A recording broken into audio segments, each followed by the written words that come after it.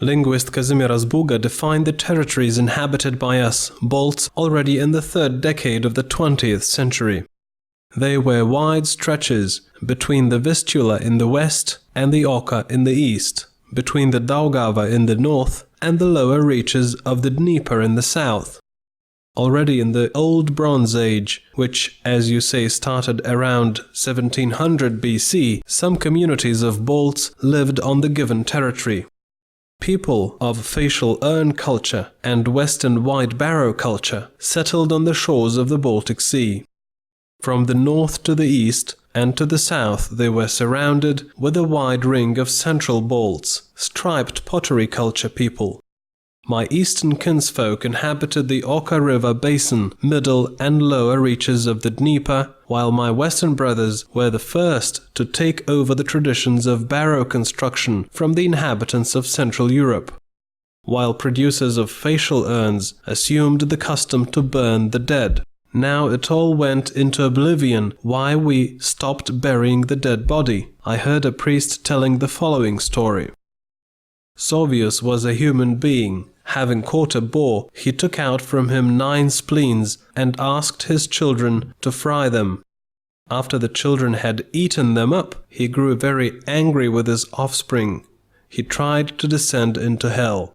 He failed to enter through 8 gates, but at the 9th, assisted by one of his sons, he succeeded. When the other brothers got angry with him, he begged them to let him go and find their father, and into the hell he descended.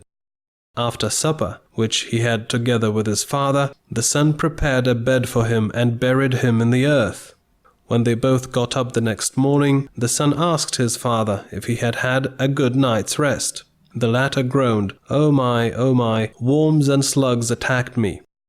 The next day he again made supper for his father, put him into a wooden box, and lifted it into a tree. When in the morning the father was asked, he said, My, swarms of bees and mosquitoes attacked me. I had a very poor sleep." Next day the son made a big fire and threw his father into it. When in the morning he was asked if he had had a good night's sleep, he replied, "I slept well, like a baby in the cradle." The listeners failed to understand the priest's story, and the priest explained, "The 9 gates open to our afterlife, the hell. One may travel there after an offering of boar has been made. While a bed in the earth is burial of the body in the earth, the wooden box is burial in a tree, and the big fire is burial by cremation." This habit did not take root easily, but facial urn producers perpetuated the memory of our dead in clay. Urns were produced in the form of the face of the deceased relative. The eyebrows, the eyes, the nose would be carved, earrings would be run through the ears, and the lid of the urn would serve as a cap. The chest was decorated with a pin and brooch, and here you are, the singular eternal house is ready. Western white barrow culture people who lived to the north did not decorate their urns in this way, but erected impressive stone circle barrows. They had the shape of the sun disk, stone-flagged pavement was the place of the eternal rest, and stone rays streamlining from it were like sun rays illuminating the eternal world and giving warmth to its inhabitants. The people of Western white barrow culture nurtured our Baltic culture. Its manufacturing traditions, ornamentation, and customs were widely disseminated in the territories of the later generations.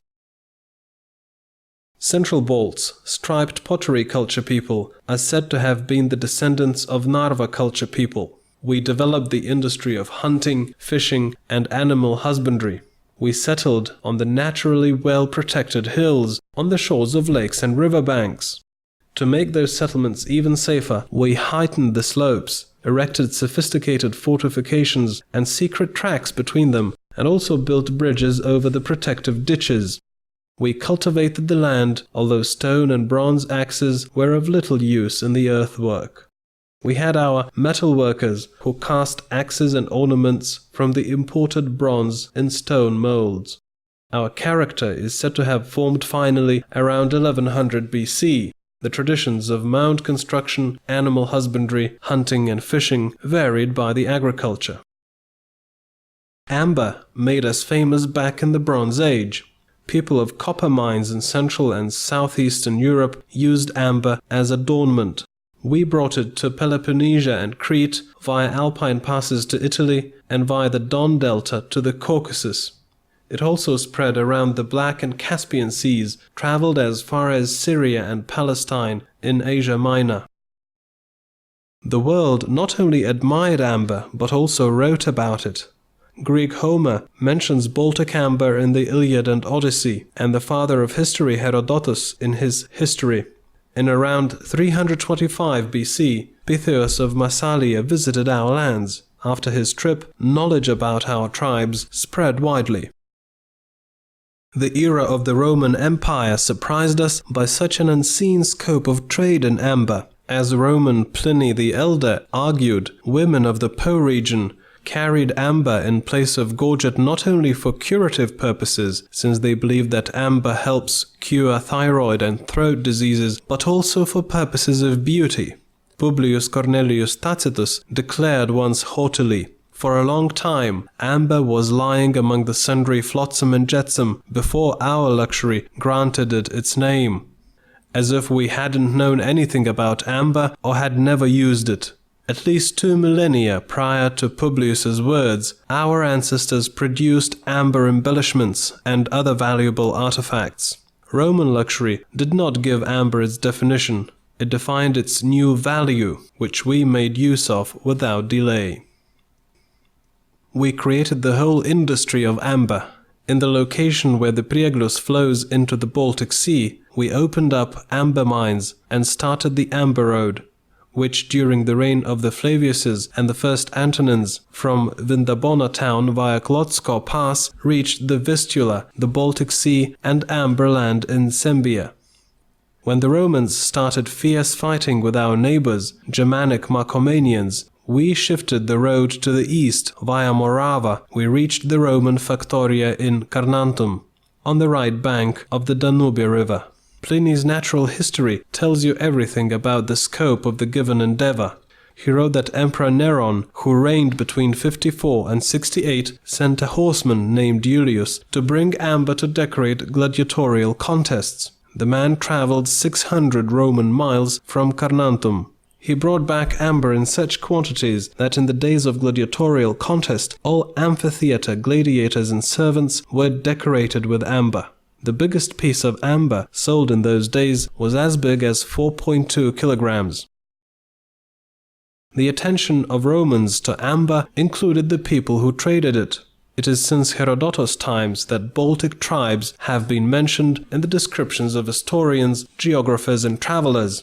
Pliny the Elder wrote about the northern tribes, and in the year 89 AD, Publijų Kornelijų Tacitą called the Balts, which lived in the Sembia, Estiorum gentes, the Aestians.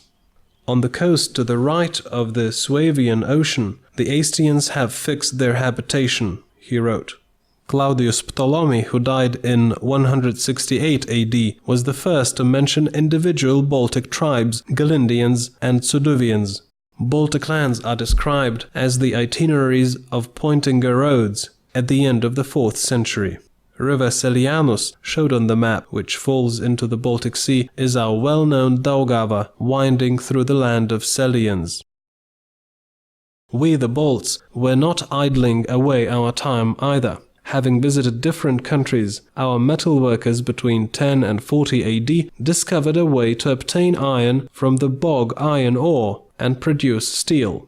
That was a real revolution which influenced various spheres of life. The number of blacksmiths and jewelers increased. We were given new impetus and new tools to take up agriculture and animal husbandry. In the 2nd century, we had a plough with iron ploughshares.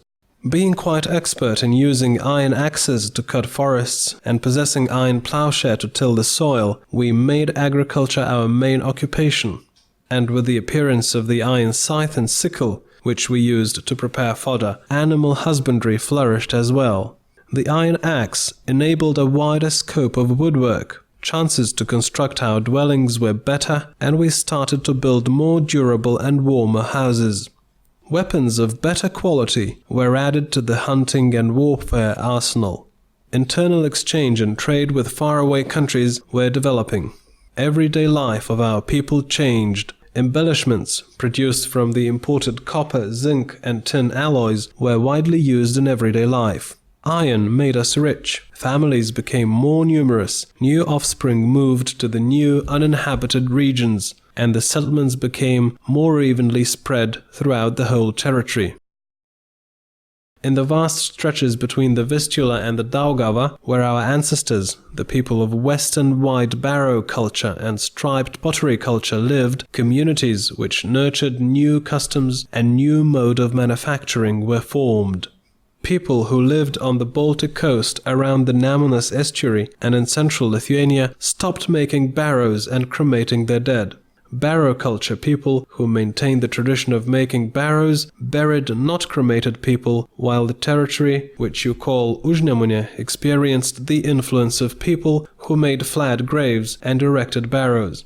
Eastern Balts, the people of striped pottery culture, underwent fewer changes. They continued living on their beloved mounds, they did animal husbandry and agriculture, caught fish and hunted. To the best of my knowledge, they were the only ones who did not forsake the habit of cremating the dead, and in that Lake district they had the following custom. On the funeral day, they cremated the deceased, put his ashes together with the adornments and other things which survived the fire into a small boat and let it go into the lake. Years passed. The sunset of the Roman Empire approached. Our amber road was downgraded. New forces of eastern nomads, Huns, made their way towards Rome. Our land failed to escape those hordes. Nations grew restless. The year 476, the last year of the Roman Empire in history, came. That was the beginning of early Middle Ages in Europe.